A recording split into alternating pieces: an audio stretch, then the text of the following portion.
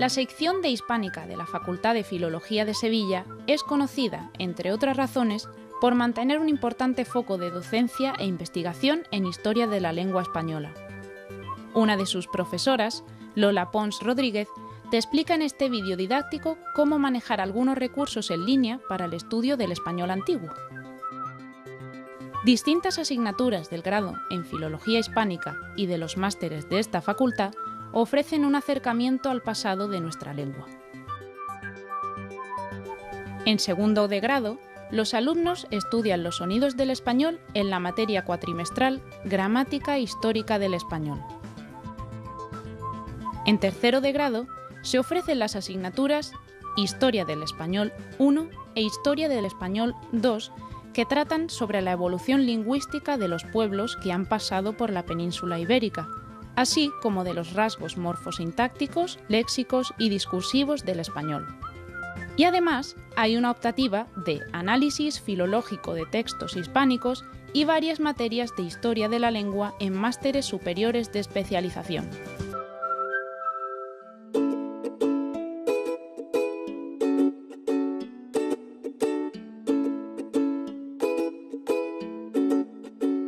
En la mayoría de los estudios de humanidades, bien en los antiguos estudios de filosofía y letras o en los actuales de filología, lengua y cultura hispánica, se incluyen asignaturas de historia de la lengua. En el caso de Sevilla se han dado varias circunstancias que han ayudado a que esa presencia sea más prominente que en otros centros de estudio. Por una parte está la propia materialidad que se localiza en el conjunto de archivos de Sevilla y particularmente en el singular acervo documental de nuestro archivo de India. Allí se concentra un amplio conjunto de legajos con los que estudiar la evolución del español hasta hoy. Además de eso, han ejercido y ejercen en nuestra universidad profesores que son especialistas internacionales en el ámbito de la historia de la lengua. La enseñanza de esta materia se hace combinando diversas técnicas docentes, pero tiene siempre un enfoque práctico, pues el objetivo que se trata de conseguir es que el alumno pueda explicar los fenómenos lingüísticos, gráficos, fónicos, gramaticales y léxicos que hay en los textos españoles de etapas pasadas. En efecto, nuestras clases suelen combinar la exposición de datos, el análisis de teorías sobre el desarrollo de fenómenos o la combinación de la materia lingüística con la historia. Pero al mismo tiempo, las clases de lingüística histórica son, o al menos deben ser, clases prácticas donde se analicen textos, evoluciones de palabras desde el latín al castellano, fenómenos de variación.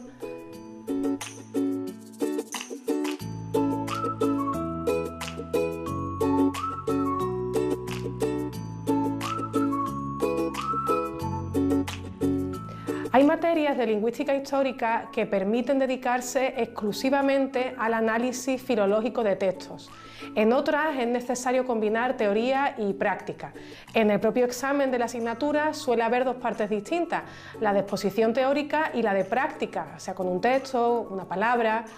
Mi experiencia como docente es que nunca hay suficiente tiempo para tratar de la práctica tanto como los alumnos y los profesores querríamos.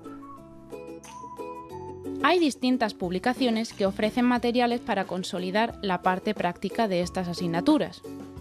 Y también bastantes recursos digitales que están en libre acceso en la red y que son útiles para conocer más de la lengua española de otro tiempo. En estos minutos vamos a bucear en algunas páginas que pueden ser muy útiles para los interesados en saber más de la cultura y de las letras españolas desde sus orígenes hasta hoy.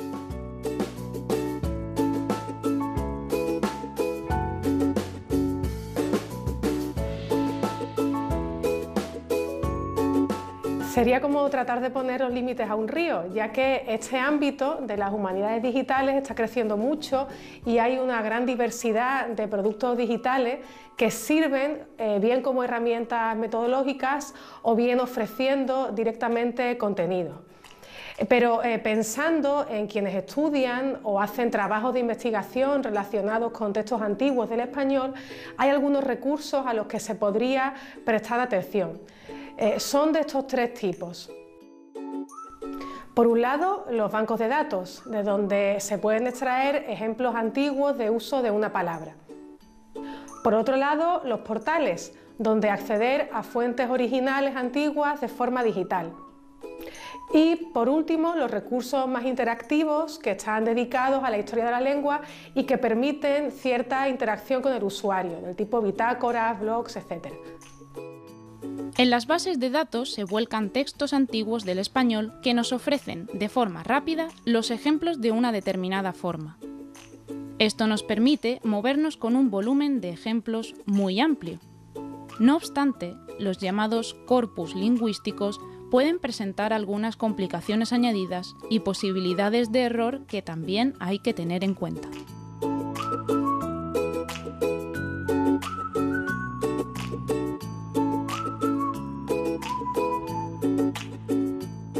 Una de las más utilizadas en el momento actual es la base de datos CORDE creada por la Real Academia Española. En CORDE se han volcado textos desde los orígenes del español hasta el año 1975. De esa fecha en adelante puede consultarse CREA, corpus de referencia del español actual, también disponible en esta misma página. Para encontrar ejemplos históricos del uso de una palabra, una vez en la pantalla de la consulta, se puede introducir una palabra o una cadena de palabras. Por ejemplo, en este caso hemos introducido como término de búsqueda una cadena de palabras. No hemos restringido la cronología ni la procedencia de los ejemplos. Para poder visualizarlos hay varias opciones: filtrados, concordancia. Una de ellas puede ser recuperar los párrafos ordenados por año, resumidos, con menos contexto, o normal, sin resumir. Tengamos en cuenta que este corpus está sin lematizar, así que debemos imaginar todas las formas gráficas de una palabra en español antiguo. Y también tengamos cuidado, porque el corpus no está compensado cronológicamente ni recoge todos los textos del español. Con todo, es una aproximación muy útil.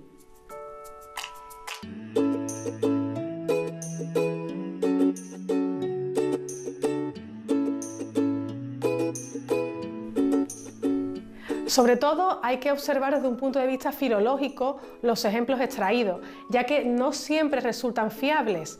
Si el texto que se ha volcado en la base de datos ha sido tomado de una edición donde el editor ha modernizado la lengua, no podemos considerarlo representativo. Por ejemplo, si un editor ha cambiado la forma visitar por visitar, para hacer el texto más legible al público actual, y luego esa edición se vuelca en la base de datos, se nos estará hurtando un ejemplo muy representativo de trueque de sibilante. Por eso, los ejemplos que más llamativos o más convincentes nos resulten para ilustrar un dato, conviene que los comprobemos en la edición de donde han sido extraídos. También podemos realizar búsquedas de un término o de una cadena de palabras en un autor o una obra, pero debemos introducir el nombre tal como este ha sido registrado en CORDE en la nómina de autores y obras.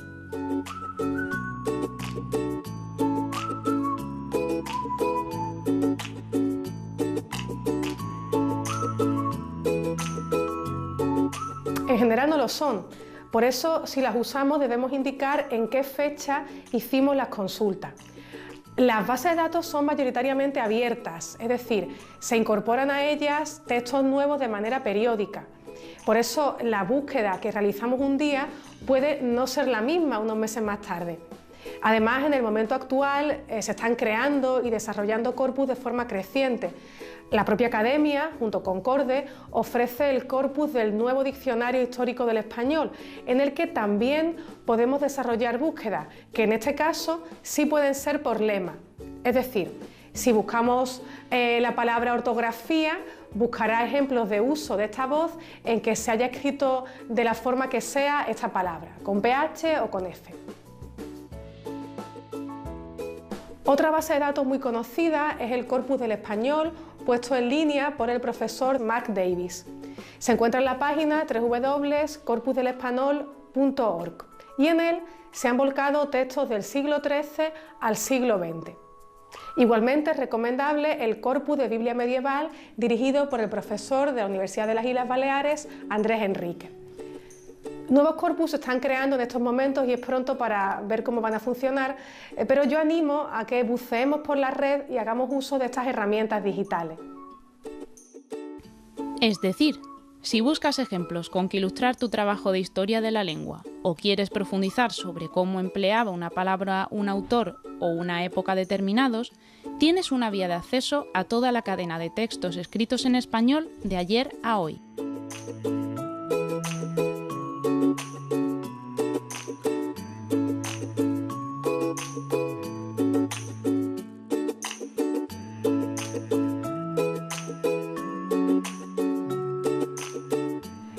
El proyecto de la Biblioteca Digital Hispánica, que se desarrolla desde la Biblioteca Nacional en Madrid, es el de mayor envergadura en España en cuanto a la digitalización de fondos.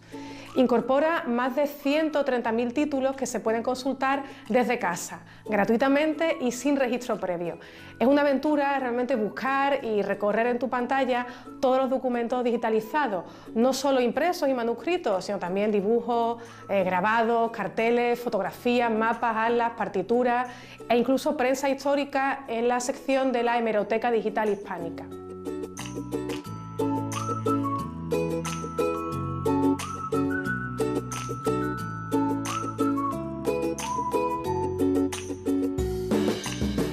Además de las mencionadas, recomiendo vivamente no perderse otras colecciones digitales muy localizadas.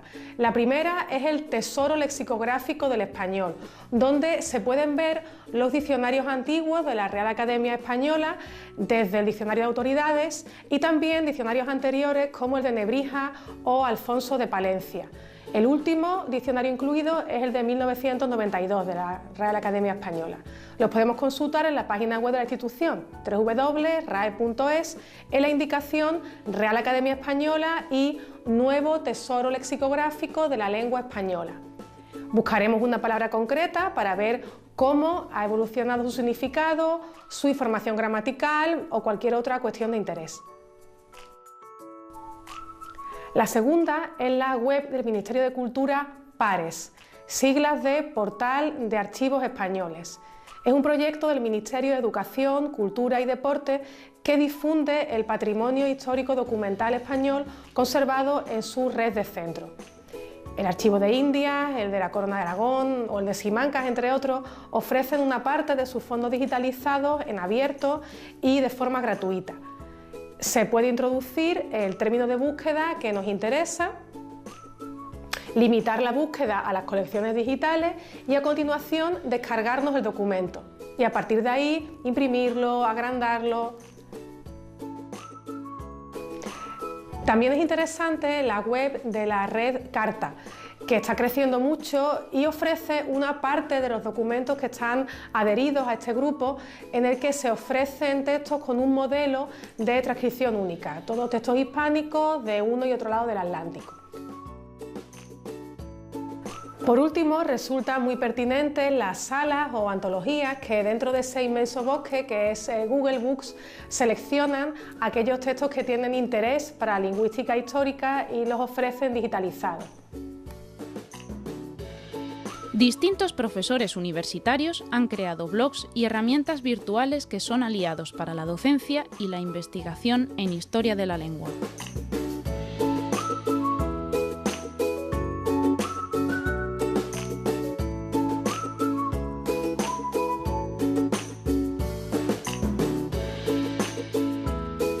El blog No Solo de Yo se creó en noviembre de 2009 y desde entonces publico en él al menos una entrada semanal relacionada con la historia de la lengua española, normalmente vinculando alguna noticia o efeméride del momento con un aspecto de la historia gráfica, morfosintáctica, léxica o textual de nuestro idioma. La idea del blog es divulgar y hacer accesible el conocimiento sobre el pasado de la lengua que hablamos. Permite comentarios por los lectores e incorpora una pestaña con el título Hablamos, donde se me pueden enviar consultas lingüísticas que trato de resolver. Lo que empezó siendo un blog de clase hoy es más que un blog. Es también un canal de Twitter donde se tuitea sobre historia de la lengua y paisaje lingüístico y un canal de YouTube donde subo vídeos propios relacionados con esta materia.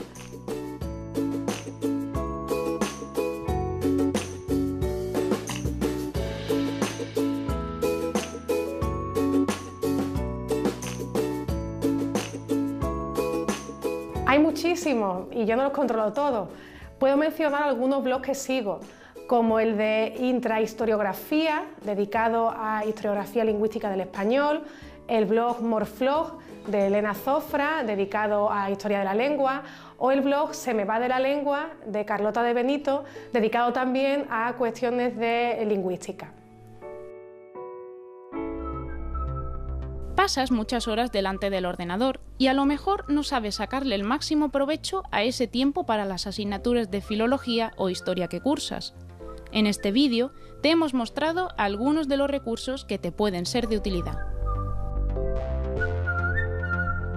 Es necesario cambiar de esquemas y asumir que la travesía para leer y saber cómo era la lengua del pasado no solo se hace en barcos de papel.